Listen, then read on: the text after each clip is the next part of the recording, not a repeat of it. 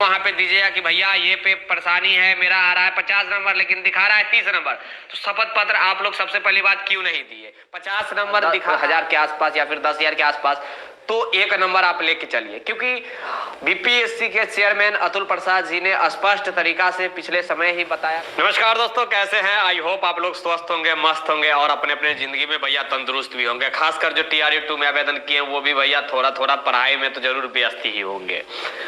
बिहार शिक्षक बहाली के ऊपर मैं शुरू से अपडेट देते आ रहा हूं आप लोग के बीच, तो आप लोग जानते हैं 2019 से लेकर के अभी रिसेंटली अभी तक अभी प्रेजेंट में भी आपके पास ये जो अपडेट आप देख रहे हैं, जिसमें 7वीं चरण के नाम से लोग जानते थे कि 7वीं चरण बहाली आने वाली है, 7वीं चरण बहाली आने वाली है।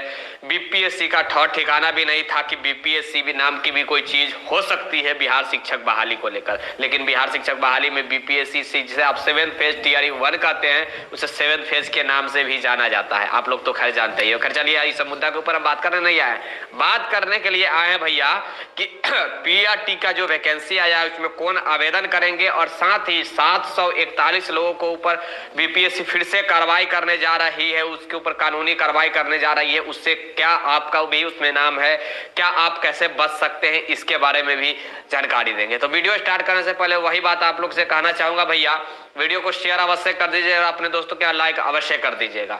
और हाँ, आगे बढ़ने से पहले एक चीज मैं कहना चाहूंगा, मैं बार बार कह रहा हूँ, बुक के बारे में कुछ प्रश्न आया है कि सर हिंदी का और इंग्लिश का लैंग्वेज का नहीं मिल रहा है बुक, जो भी है 6 to 8 का।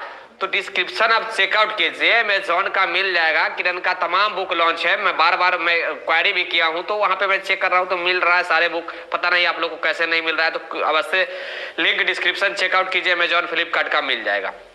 खैर चलिए, अब हम आते हैं सबसे पहले अपने मुद्दा के ऊपर। मुद्दा में है भैया कि 741 कैंडिडेट के ऊपर जो भी है वो बीपीएससी कार्रवाई करने के लिए जा रहा है। अब क्या ये 741 जो कैंडिडेट है, क्या इसमें आपका भी नाम है?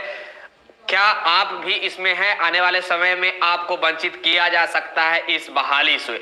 इस बहाली क्या, आने वाले जो भी बहालियां होंगी 5 सालों के लिए, उससे वंचित किया जा सकता है। क्या वाकई में आप भी इसमें है? 741 यानी कि 741 कैंडिडेटों को। अब कौन कौन है ये ध्यान से सुन लीजिएगा। सबसे पहले आपको मालूम होगा कि आपत्ति को लेकर एक फॉर्म फिलअप करना था, जिसमें वही लोग आपत्ति कर सकते थे जिनको विश्वास था कि मेरा नंबर आ रहा है 50 लेकिन दिखाया जा रहा है भैया 30 नंबर। चाहे जो भी कम नंबर दिखाया, ज्यादा आ रहा है कम नंबर दिखाया जा रहा है, इसलिए शॉर्ट लिस्टेड हमें नहीं किया गया। शॉर्ट लिस्टेड यानी कि मेरिट लिस्ट जो बनाई गई उसमें नंबर नहीं आया, रॉ नंबर नहीं आया। ऐसा आप लोग का बहुत सारे स्टूडेंटों का प्रश्न था, तो बीपीएससी ने एक सुविधा लॉन्च किया कि भैया आप लोग जाइए, ऑनलाइन आवेदन कर सकते हैं, लेकिन शपथ पत्र वहां पे अपलोड करना होगा और आपको वहां पे दर्शाना होगा कि क्या आपकी परेशानियां है।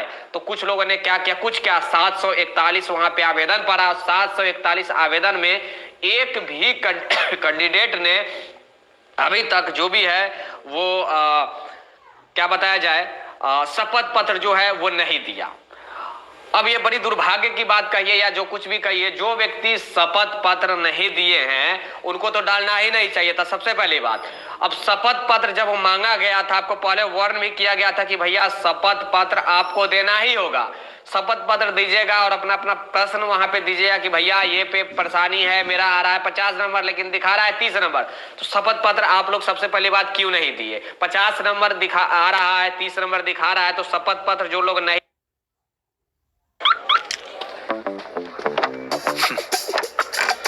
सेफ्टी की नहीं दिए हैं 741 कैंडिडेट, उन लोगों के ऊपर कानूनी कार्रवाई अब किया जाएगा। सारे लोग के ऊपर नोटिस जा रहा है, सारे लोग को अब जवाब देना है प्रूफ के साथ कि वाकई में आपने जो वहां पे एलिगेशन लगाया बीपीएससी के ऊपर, रिजल्ट के ऊपर, क्या ये सही है या नहीं है, कितने % सही है, ये आपको प्रूफ देना होगा। नहीं तो आपके ऊपर कानूनी कार्रवाई होगा। कानूनी कार्रवाई में आपको भविष्य में बीपीएससी से वंचित किया जा सकता है। जिस लोगों को यानी पिछले समय में कुछ लोगों को वंचित किया गया 5 सालों के लिए, उसी प्रकार आपको भी वंचित किया जा सकता है। ये तो कानूनी कार्रवाई बीपीएससी ने ये स्पष्ट किया है। उसके बाद हम बात करते हैं PRT 125 में कौन कौन व्यक्ति आवेदन करेंगे, ये सुन लीजिए। तो PRT 125 में जो भी है, आज से 125 का आवेदन प्रक्रिया स्टार्ट हो जाएगा और आज से लेकर के 25 तारीख तक चलेगा। कहने का मतलब है कि 16 नवंबर से लेकर 25 नवंबर तक अब आप जाकर आवेदन कर सकते हैं। पीआरटी करने का मतलब कि 1000 के आसपास, जो 1000 प्लस जो अनारक्षित वर्ग के 1 to 5 में जो वैकेंट जो सीट दिखलाई जा रही है, जो आया है, उस पे आप लोग जाकर आवेदन कर सकते हैं। आप लोग का बड़ा प्रश्न आ रहा था कि सर जो है इस पे क्लियर कीजिए कि ये कब तक आवेदन प्रक्रिया स्टार्ट होगी, क्योंकि 14 तक ही लास्ट रजिस्ट्रेशन का डेट था। तो देखिए रजिस्ट्रेशन का 14 तक डेट तो था, लेकिन 17 तक फाइन करके डेट था, तो वो फाइन मैटर खत्म कर दिया। यानी कि 17 तक आप बिना फाइन का था जो आप रजिस्ट्रेशन कर सकते हैं, सॉरी 14 तक, और 17 तक आप फाइन के साथ रजिस्ट्रेशन कर सकते थे। लेकिन अब 17 तक जो भी है बिना फाइन के आप रजिस्ट्रेशन कर सकते हैं। तो बिना फाइन के अगर आप 17 तक रजिस्ट्रेशन कर सकते हैं, यानी कि कल तक और 25 तक आप आवेदन कर सकते हैं। पीआरटी की भी मैं बातें कर रहा हूं, यानी कि 1, 5, 6, 8, 9, 10, 11, 12 यानी कि 1 to 12 क्लास तक के लिए आप फॉर्म फिलअप कर सकते हैं 25 तारीख तक। बड़ा प्रश्न था आप लोग का, बहुत सारा कंफ्यूजन था कि सर एक बार रिक्वेस्ट है आपसे कि प्लीज ये क्लियर कीजिए कि प्लीज 1 to 5 का आवेदन कब से होगा। तो जाइए, आप लोगों के लिए पोर्टल ओपन कर दिया गया आज से आप जाकर ऑनलाइन आवेदन करेंगे। आज से पोर्टल लॉन्च कर जो भी है खोल दिया गया है, तो आप लोग जाकर प्लीज अपना आवेदन प्रक्रिया स्टार्ट कर दीजिए। अब एक प्रश्न उठता है सेकेंड मेरिट लिस्ट के लिए, कल भी मैं बताया था आप लोग के बीच, फिर से मैं बताने के लिए आया हूँ। बार बार अभी भी प्रश्न आ रहा है कि कितना नंबर कम हो सकता है। कुछ लोग तो 20,000 50,000 कह रहे हैं। तो देखिए बुरा नहीं मानिएगा, तो अगर 4 से 5,000 सीट पे अगर मेरिट लिस्ट आती है, सेकेंड में बात कर रहा हूँ, सेकेंड जो आने वाला है, तो 1 नंबर भी कमना मुश्किल होगा।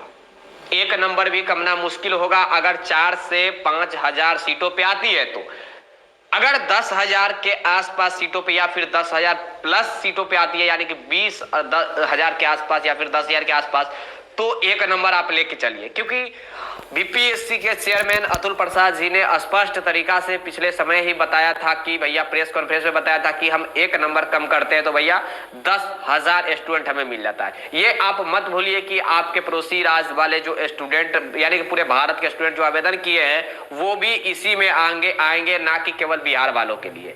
तो सारे लोग इंतजार में है कि सेकेंड मेरिट लिस्ट कब तक आएगी, और उम्मीद है कि बहुत जल्द सेकेंड मेरिट लिस्ट आएगी। बहुत जल्द कहने का मतलब कि इस महीना के अंत तक, मैं कल भी बताया था ये बात कि इस महीना के अंत तक पूरा उम्मीद है कि आ जाएगा। 25 तारीख तक जो भी है शिक्षा विभाग जो है वो जो भी है अपना वैकेंट सीट जो है वो बता देंगी बीपीएससी आयोग को कि भैया इतना सीट खाली है, इतना सीट पे आप जाकर जो भी है सेकेंड मेरिट लिस्ट जारी कर सकते हैं। तो ऐसा हो सकता है 25 तक, और उसके बाद इस महीना के अंत तक जो भी है सेकेंड मेरिट लिस्ट देखने को मिल जाएगा। अब हमने ये भी बता दिया कटअप के बारे में, बड़ा प्रश्न आ रहा था कि एक बार प्लीज इसके बारे में भी आप बताइए। तो कटअप में जो कुछ भी मुझे लगा, और जो मैं हर जगह में जाते ही रहता हूँ, आप लोग तो जानते ही है, हर जगह बातें भी करता हूँ, तो जो कुछ भी मुझे लगा वही मैं आप लोग को बताया हूँ। इसमें किसी प्रकार की कोई तूत तराम किंतु परंतु वाली बात नहीं है। हाँ, ये एक अनुमानित है, ये प्रूफ नहीं है, सही मतलब 100% नहीं है कि भैया 1 नंबर कम होगा, भैया 1 नंबर कम होगा, ऐसा कुछ नहीं है। 1 नंबर कम होना ना होना ये बात के भविष्य की बात है, लेकिन जो अभी तक के हिसाब से मुझे लग रहा है वही मैं बताया हूँ। मुझे जहां तक लग रहा है कि आप लोग का जो प्रश्न है वो प्रश्न अब नहीं होगा।